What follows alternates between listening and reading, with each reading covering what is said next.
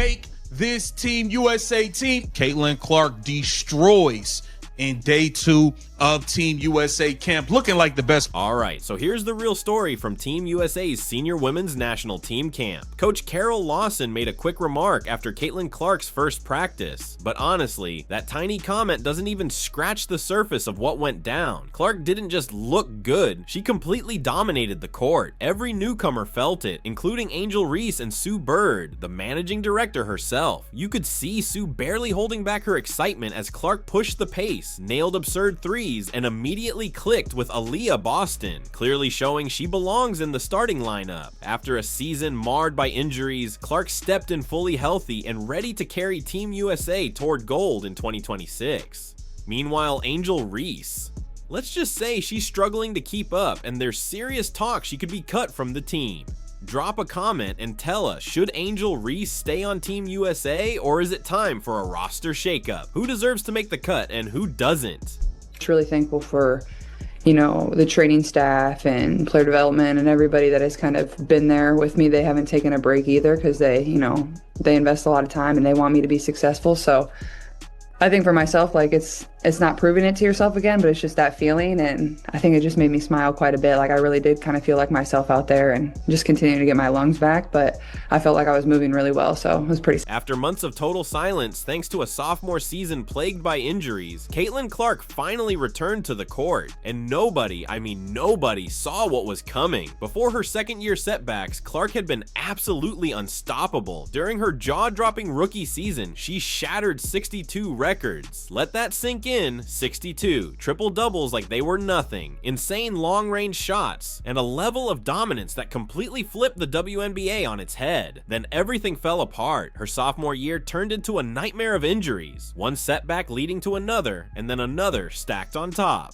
Clark captured the frustration perfectly when she said, "I think the challenge for myself was just it was one, and then it's like a little better, but then it continued to compound and get worse, and other things pop up." The same player who had rewritten the record books barely managed to stay on the floor. She played just 13 games all season. 13 games after a rookie year where she obliterated 62 records. Hurt is an incredibly isolating thing, and you don't really understand it until you go through it. And then I think the challenge for myself was just, it was one injury and then it was like a little better and then it kind of continued to compound and get worse and, other things pop up. And then I had the ankle injury. So it feels nice to finally be back to 100%. Whispers started circulating across the basketball world, doubt creeping in like a shadow. Could she really make a comeback? Would the injuries just keep piling up? Was her historic rookie season nothing more than a one-time miracle? Clark hadn't played competitive basketball in nearly 5 months when she stepped into Team USA camp. 5 long months away from the game that made her a household name. And the pressure? It couldn't have been higher. This wasn't just a casual workout. This was her shot to prove herself for the 2026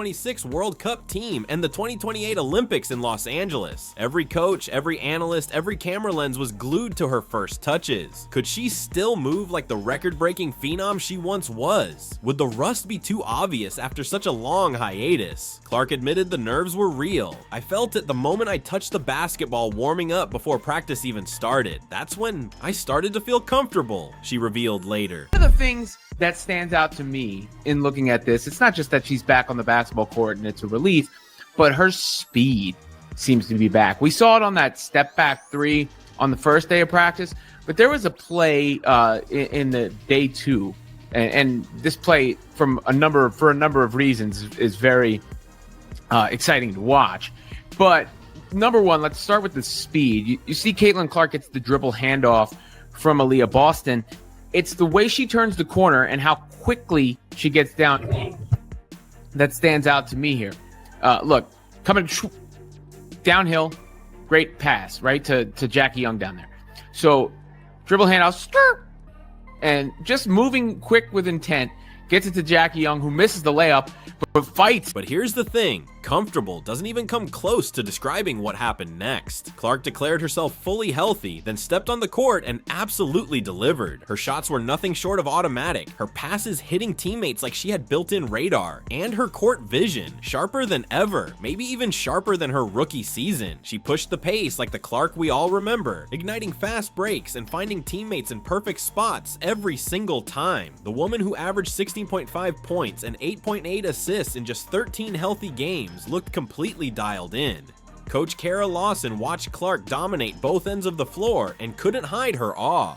She looked good on both ends, but that simple statement carried massive weight coming from her. Clark hadn't missed a beat, Lawson said. Even after 5 months away and a season riddled with injuries, the coaching staff agreed. Clark looked like the record-breaking rookie all over again, maybe even better.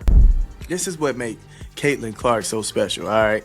And this is what put pressure on defenses when she's out there, even if her shot isn't falling. All right, watch this. She gets the rebound. She's pushing the floor. Look at this tempo. Look at this tempo, fam. Pushing the floor. Absolutely rushing the defense. And then this is what happens when you do things like this. Look, watch this. Look, now you got a wide open AB over in the corner. I know it might be hard to see, but a wide open AB.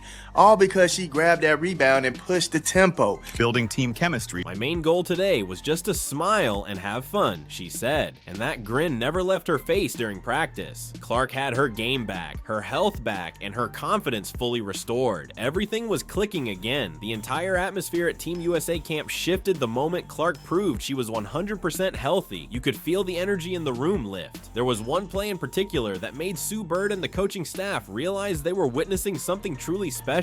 Clark delivered a pass to Aaliyah Boston, cutting to the basket that seemed to defy physics, landing perfectly in Boston's hands at exactly the right moment. Boston finished the play with a smile, and Clark shot one right back. Those two Indiana Fever teammates had just given Team USA a masterclass in chemistry, showing exactly what it looks like when everything clicks. Caitlin knows when to do this, when not to do this. That's what makes her special. Now, there are other guards that can recognize when to push the floor and when not to, but I'm just pointing out what's special about Caitlin, along with those three balls that she can knock down. When her shot isn't falling, this is what makes her a weapon.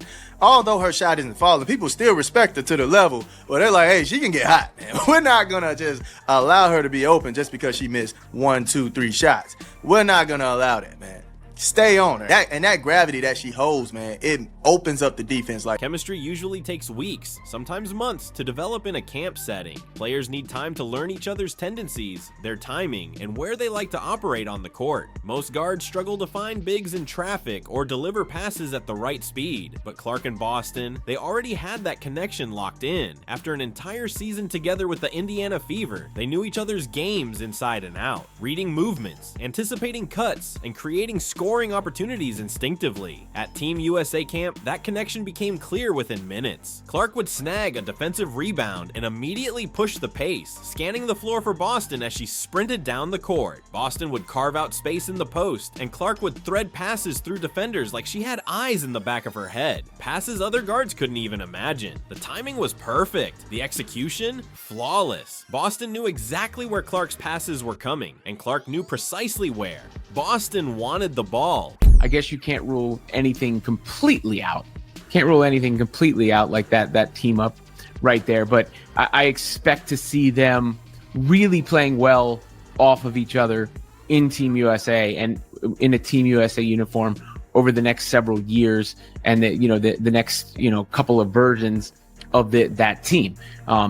Just because Jackie Young knows how to do almost everything out on the court, and she would just thrive, I think, and she will thrive playing alongside Caitlin. Clark's court vision opened up scoring opportunities for Boston that no other guard could match. When Boston established position down low, Clark delivered sharp, precise entry passes at the perfect angle. On pick and rolls, Clark found Boston cutting to the basket, threading passes right through double teams. Boston consistently finished play after play, confident and at ease, knowing Clark would get her the ball in prime scoring positions. The way Clark controlled tempo was just as impressive. She grabbed rebounds and instantly pushed the pace, Reese, creating fast break chances before defenses could even react. Boston sprinted the floor with purpose, trusting Clark to reward her effort with easy buckets. Soon other teammates started following suit, knowing that if they got open, Clark would find them. Clark's playmaking didn't just elevate Boston, it lifted the entire team. She spotted Jackie Young cutting to the hoop, delivering a pass perfectly in stride that let Young finish smoothly without losing momentum. Clark and Young displayed the same seamless backcourt chemistry that could become the backbone of Team USA's starting lineup. The GOAT is back. Look at the rain.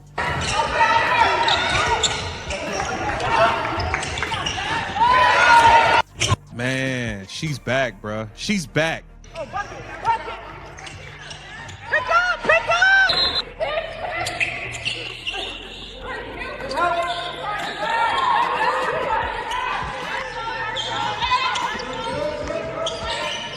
Oh, no.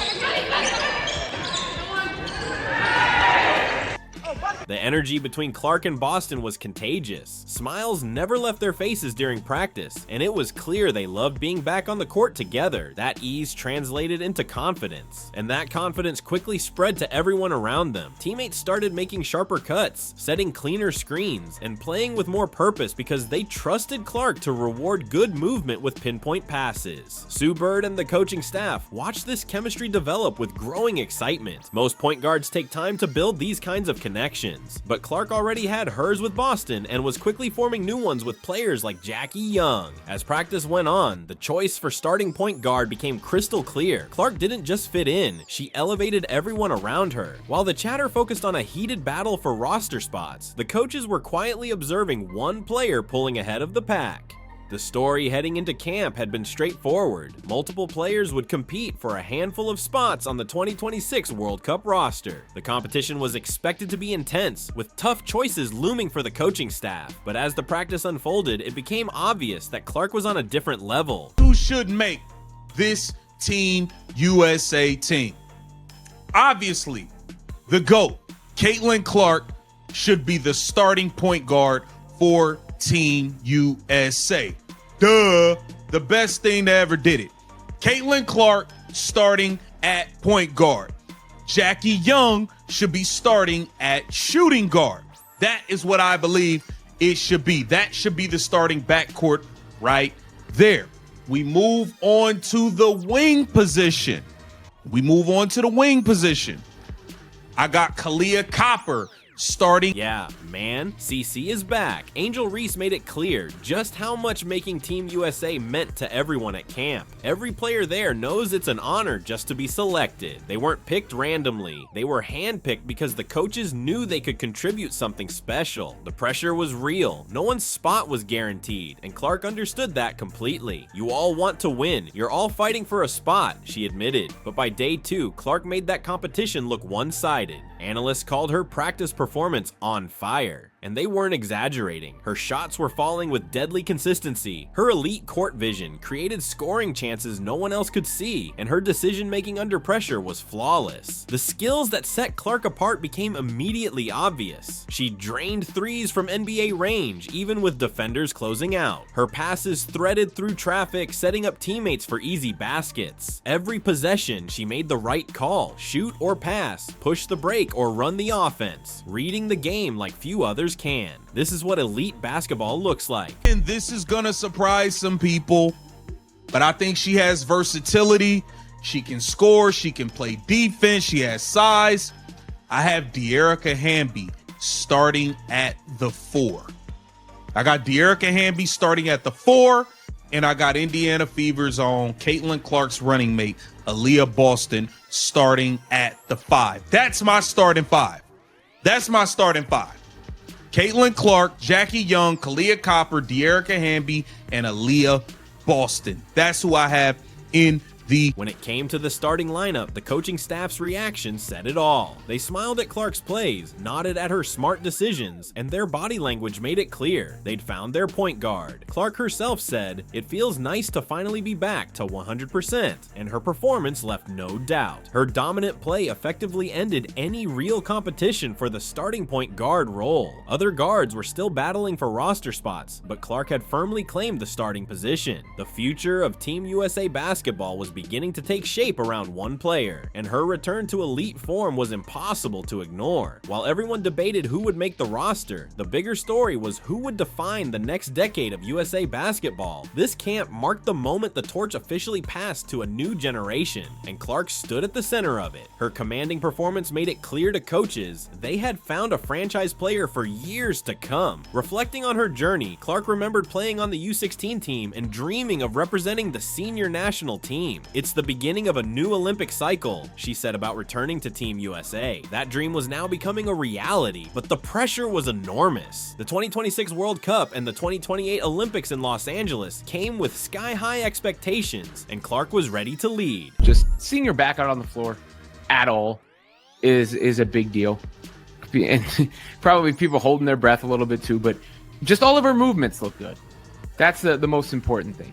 But that speed burst, that ability to get up the court quickly has stood out, because I do think that was something she never quite got all the way there in year two, just because of the myriad of injuries, because she started in the preseason with the quad injury, and that's another differentiator for her, is how quickly she can move with the basketball. Sue Bird. Clark's resilience during her injury-plagued season left a strong impression on everyone. Sue Bird highlighted how Clark stayed engaged and connected with the team, even while sidelined. The managing director acknowledged the obstacles Clark faced, but praised her for remaining a supportive and committed teammate. Bird's commendation reflected the organization's long-term confidence in Clark's leadership. Her journey from an injured second-year pro to the cornerstone of Team USA's future now felt complete. Clark confirmed she was fully healthy after overcoming multiple injuries, including the right groin issue that cut her season short. It was clear she was thrilled with her condition, moving freely on the court, showing no signs of rust, and playing with the same confidence she had before. Meanwhile, Angel Reese was struggling to establish her rhythm and find her role on the team. Can be an asset and a value, rebounding, being tenacious on this team, and being just a role player, which is what she should be. She's not a star go-to player. Rebound, and that's it. That's all. Rebound and play defense. That's all you got to do. That should be your role, but your team in the WNBA sucks so bad that it's not just about doing more, it's about fitting the team's vision. Angel Reese emphasized that camp selections were based on how players could contribute, but her style didn't seem to match the new direction. Reese's game struggled to keep up with Clark's fast-paced, team-first approach, and the coaching staff clearly responded more to Clark's unselfish play than Reese's individual highlights. Frustration grew for Reese as she watched Clark dominate every practice while her own opportunities dwindled. As roster spots started to take shape, the gap between Clark and the competition became undeniable. Clark's chemistry with players like Aaliyah Boston and Cameron Brink stood out instantly, forming natural connections that Reese couldn't replicate. Her chances of making the final roster looked increasingly slim. Coach Kara Lawson was all in on Clark. From both ends of the court, Clark looked locked in, sharp, and completely ready despite time away from competitive play. The head coach's praise left no doubt. Clark had cemented her spot for the 2026 World Cup roster. By the time the official announcement came, it would merely confirm what everyone already knew. Clark had secured her starring role in Team USA's future championship plans. Reuniting with Cameron Brink, Clark reflected on their shared journey from U19 days to this elite stage. Her path from camp standout to potential Olympic gold medalist was just beginning. Team USA had laid the foundation for a dominant run through 2026 and beyond. Sue Bird and Coach Lawson aren't just building a team for 2026, they're crafting a dynasty around one player. The challenge is huge, blending rising talent with USA basketball's gold medal standard, a balance that often takes years to achieve. achieve. Veterans clash with rookies. Chemistry takes time, but Clark is the perfect bridge. She brings elite skill, unmatched leadership, and the kind of resilience Bird praised during her injury recovery. Even sidelined, Clark stayed engaged, and at camp, her step-back threes and pinpoint passes haven't missed a beat. Team USA has found its leader for Germany 2026 and Los Angeles 2028. What do you think? Should Angel Reese be cut from Team USA? Drop your thoughts in the comments. Don't forget to like, subscribe, and hit the notification bell so you never miss an update. Click the video on screen and we'll see you in the next one.